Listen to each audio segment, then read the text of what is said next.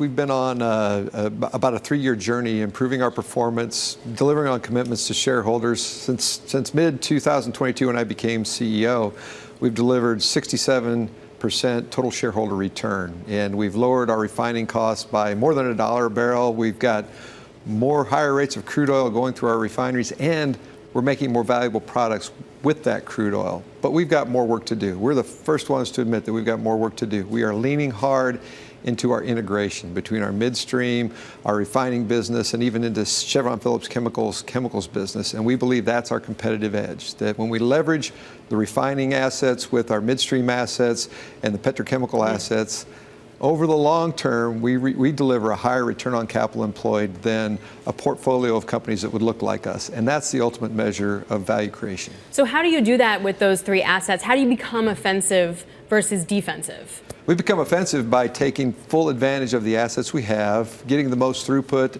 the highest yields, and then trading around those assets, optimizing those assets every single day, using the information that we have access to move into the marketplace where we need to move in to create the greatest value faster than our competitors.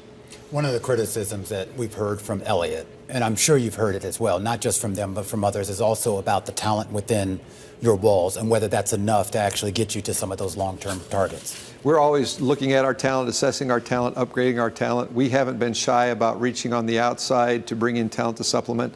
My executive leadership team, there are five executives of the 8 executives on my leadership team came from outside the company, but we're also working hard to develop talent inside the company. We've got a talent program. We've got a cooperative agreement with Rice University where we're taking our best and brightest and making future leaders out of them. So specifically, one of their pointed comments was also about the trading business, the improvements they want to see there, and whether you have the capability to actually make those changes, at least at the pace that they want them made. We've recruited some outstanding talent into our trading business.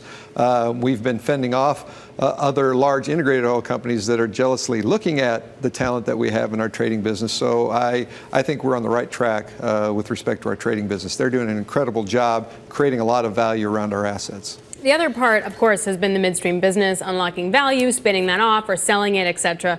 Elliott came out with its own deck about certain companies that might want to buy it, like Williams, ONEOK, Energy Transfers, MPLX, et cetera. Has anyone been calling you, or have you been calling anyone on this news? That's a great question. Investors have asked us the same thing. Nobody's been calling us up saying, hey, we're ready to do a deal.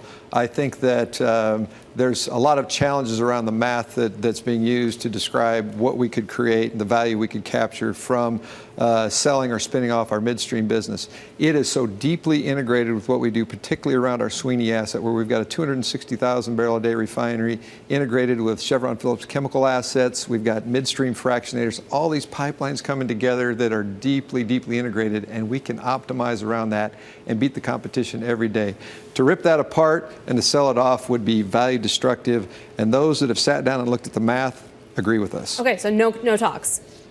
No talks? Yeah, with some of your competitors about that asset. Absolutely not. Okay. No, nobody's called up about buying our assets, and we think that those assets are so valuable that it would be difficult for any competitor to come up with cash to meet our expectations. I want to get your thoughts, Mark, on what's been going on economically speaking, particularly with regards to the summer driving season coming upon us, and of course that the backdrop being economic conditions that, at least from what we know now, could be materially different than what they were last summer or the summer before here. Yes. Now, look, we are prepared to deal with whatever economic conditions come our way. There is a lot of volatility in the system right now, but we're absolutely prepared to deal with it. That's one of the beauties of our integrated business, is it allows us to thrive across the economic cycles. Are you anticipating there's going to be any significant change in your performance this summer, over these summer months?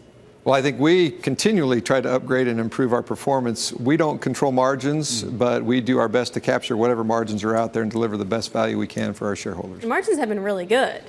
Do they normalize at some point? Margins have been improving. They were pretty tough in the fourth quarter last year, first quarter of this year. They're starting to improve, and economic volatility is not good for fuel margins. But we'll see how people want to travel this summer, what they want to do. We actually saw an increase in refining margins the last time there were economic challenges because people we're out driving more because that is a pretty low-cost way to entertain the kids. You know? Oh, that's it. I've never been in a car with my kids, Yeah, so I don't know right? about whose kids are you talking about. So based on where you sit, since you do have this great integration, do you see any economic weakness yet? And if you did, where would you be looking to that first? We don't see any economic weakness per se, maybe a little softness earlier in the year in diesel, but that has been going on for some time. I think we're watching carefully things like shipments from China to the U.S., and you read a lot of the news, you've seen the headlines, and I think it looks like we could see the economic weakness hit the retail markets more. So if there are fewer trucks on the road moving goods from the Port of LA into the big box sellers, then you're going to see a decline in diesel demand, but we're not seeing that yet. I'm also curious just about the regulatory environment, not so much at the federal level, but more at the state and local level, and some of the changes that have been requested, by your industry, not necessarily by Phillips 66 specifically, but by the industry. Do you think we could see any progress on some of those changes this year? I think we are seeing progress on those changes. We're working hard to get the right choices made, both at the local level, the state level, and the federal level, that, for industry to grow and flourish, we need certainty around the regulatory environment. And that's what we want to see. We want to see legislation in place that allows us to build the things that we're being asked to build.